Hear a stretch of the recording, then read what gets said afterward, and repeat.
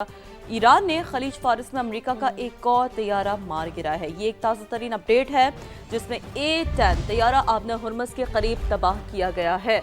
तो New York times के मुताबिक जहाज के पायलट को बचा लिया गया है। इससे कबल भी ईरान ने अमेरिका का एक तैयारा तबाह किया था, जिसकी अमेरिकी हुकाम ने तस्दीक की थी। राइटर्स से गुफ्तगू में अमेरिकी दिफाई ज़राए ने कहा है कि तैयारा ईरानी हदूद में गिरा है। अमेरिकी मीडिया के मुताबिक दोनों पायलट ईरानी हदूद में उतरे हैं, एक को रेस्क्यू कर लिया गया है। ईरानी खबर एजेंसी तस्नीम न्यूज़ ने दावा किया है कि एक अमेरिकी पायलट को गिरफ्तार कर लिया गया है, ताहम ईरानी हुकाम ने अभी तक तस्दीक नहीं की।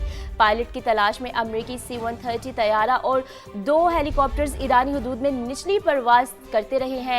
एक हेलीकॉप्टर भी फायरिंग का निशाना बन गया है, जिसे प्रोजेक्टाइल के जरिए निशाना बनाया गया।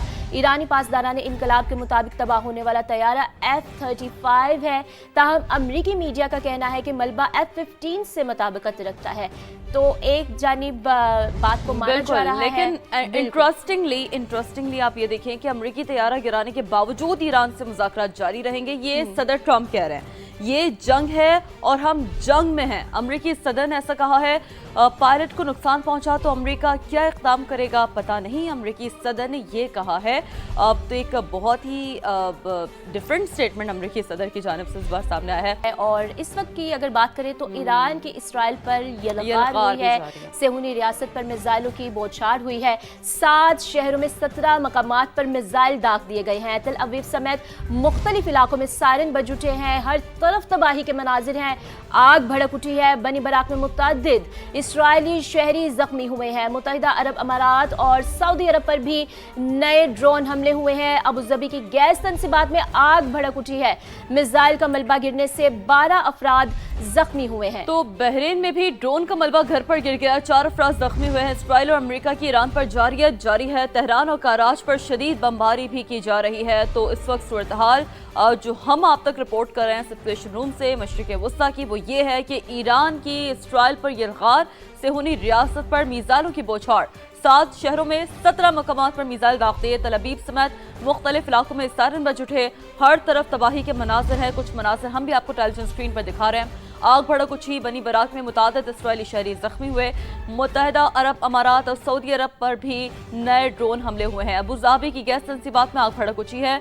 मिसाइल का मलबा गिरने से 12 अफराद जख्मी हुए हैं। बहरीन में भी ड्रोन का मलबा घर पर गिर गया, 4 अफराद जख्मी हुए हैं। इसराइल की अमेरिका की ईरान पर जारियत मुसलसल जारी है और तेहरान और कराच पर शदीद बमबारी हुई। ईरान की इसराइल पर यलगार का सिलसिला भी जारी है। तो एक मुसलसल हम देख रहे हैं रिटेलिएशन सामने आ रही है। एक जानिब अगर अमेरिका इसराइल की जानिब से जारियत की जाती है तो फिर दूसरी जानिब ईरान की जानिब से भी जवाब दिया जाता है।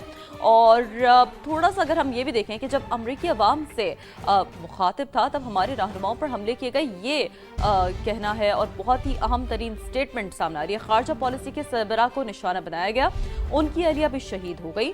ईरानी सदर मसूद पेज़ेश्कियान का ये एक अहम तरीन शिकवा है। वो कहते हैं कि दुनिया फैसला करे कि कौन मुज़ाकरात और कौन दहशत गर्दी में मुलव्वस है। एक ओपन उन्होंने क्वेश्चन रखा है पूरी दुनिया के सामने सदर मसूद पेज़ेश्कियान ने कि जी जब अमेरिकी अवाम से हम मुखातिब थे तब हमारे रहनुमाओं पर हमले किए गए। ये वही बात कर रहे हैं कि जब ये तमाम तर जो शोले भड़के थे, शुरू हुआ था ये तमाम तर मामला, तो सदर मसूद पेज़ेश्कियान बेसिकली उस हवाले से उस सिनेरियो का जिक्र और शीरी ईरान की जानिब से यही कहा जा रहा है कि मुज़ाकरात जब टेबल टॉक होनी थी, स्टार्ट हुए थे, ये सिलसिला जब शुरू हुआ था तब से यही शिकवा किया जा रहा है कि हम मुज़ाकरात की जानिब आते हैं। और अमेरिका जो है ईरान की जानिब से कहा जाता है कि ये दहशत गर्दी की तरफ आते हैं। जब भी हम मुज़ाकरात करते हैं तो यही सिलसिला देखने को मिलता है। अभी दिफाई मैदान में तेहरान को शिकस्त देने में नाकामी के बाद अमेरिका और इसराइल ईरानी इंफ्रास्ट्रक्चर को निशाना बनाने लगे हैं। 10 बड़ी यूनिवर्सिटीज़ में से एक बहश्ती यूनिवर्सिटी पर बमबारी हुई। वो शहर में हिलाल अहमद के गोदाम पर ड्रोन हमला किया गया। आलमी इदारा सेहत के मुताबिक अब तक 20 तिबी मराकज़ तबाह हो चुके हैं। गुज़श्ता रोज़ अमेरिकी फ़ौज ने तेहरान और कराच को मिलाने वाले खित्ते के सबसे बड़े पुल को तबाह किया था। ईरान के शहर कुम में साबिक चीफ ऑफ स्टाफ अब्दुल रहीम मूसवी को सुपुर्द खाक कर दिया गया है। नेवी कमांडर अली रजा तंज़कीरी के नमाज जनाजा भी अदा कर दी गई है और जनाजे में हज़ारों ईरानियों ने शिरकत की और खराज अक़ीदत पेश किया। हिरास ले चलते हैं। साबिक वज़ीर आज़म शाहिद खाकान अब्बासी प्रेस कॉन्फ्रेंस कर रहे हैं। तकरीबन 60% जो है وہ موٹر سائیکل خرچ کرتے ہیں. یہ سال کا $6 ارب ہے. یہ معمولی رقم نہیں ہے, بہت بڑی رقم ہے. ہم کوئی پالیسی نہیں بنا سکے ملک کے اندر کہ الیکٹرک موٹر سائیکل آ سکے.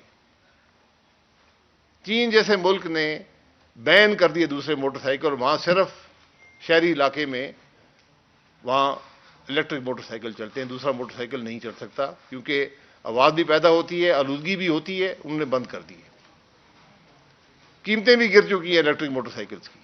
لیکن پاکستان میں کوئی ایسی پالیسی نہیں آئی جو اس بات کو سمجھے کہ یہ $6 ارب کا جو بوجھ ہے ہم اس کو کیسے موٹر سائیکلز پہ, الیکٹرک موٹر سائیکل پہ شفٹ کر سکتے ہیں.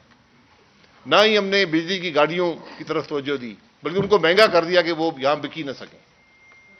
یہ وہ ناکامی ہے جو آج آپ کے گلے پڑی ہیں.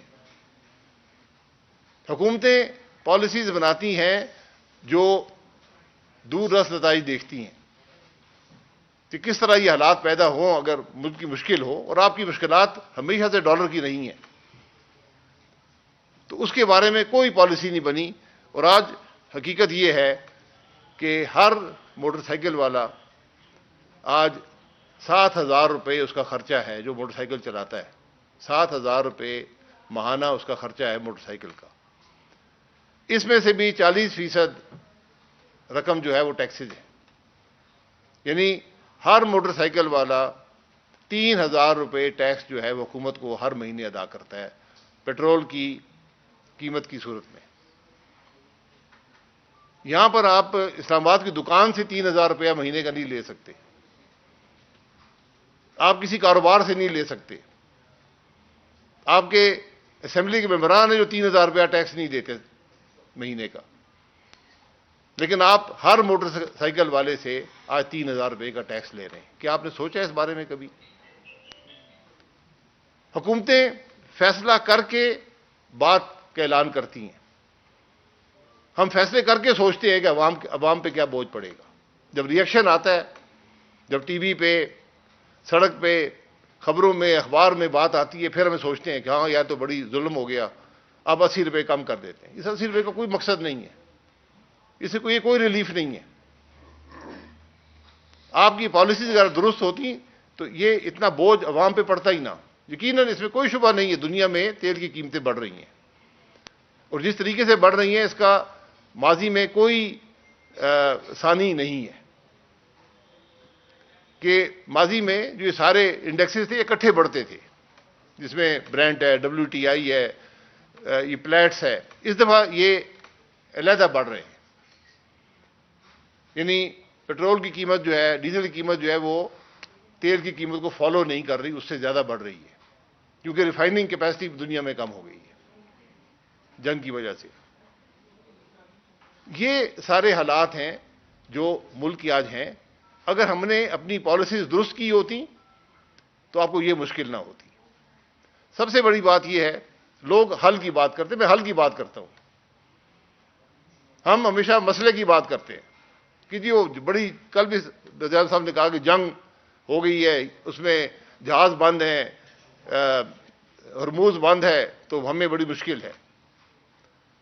لیکن آپ کی پالیسی کیا ہے؟ اس مہینے کو آپ دیکھیں, 5 مختلف پالیسیز جو ہیں وہ حکومت نے تیل کی قیمت کا تعین کرنے کے لیے اپنائی ہیں. دنیا میں کوئی یہ ملک نہیں ہے جو اس طرح تیل کی قیمتیں کا تعین کرتا ہے. دنیا میں ایک بڑا سیدھا نظام ہے, اس کو ڈی ریگولیشن کہتے ہیں. مارکیٹ پہ چھوڑ دیں. مارکیٹ OMCs 50-60 ہیں پاکستان میں, کمپٹیشن ہے. وہ اپنا تیل لائیں گی, اپنا پیٹرول ڈیزل لائیں گی, مارکیٹ میں بیچیں گی, اپنی قیمت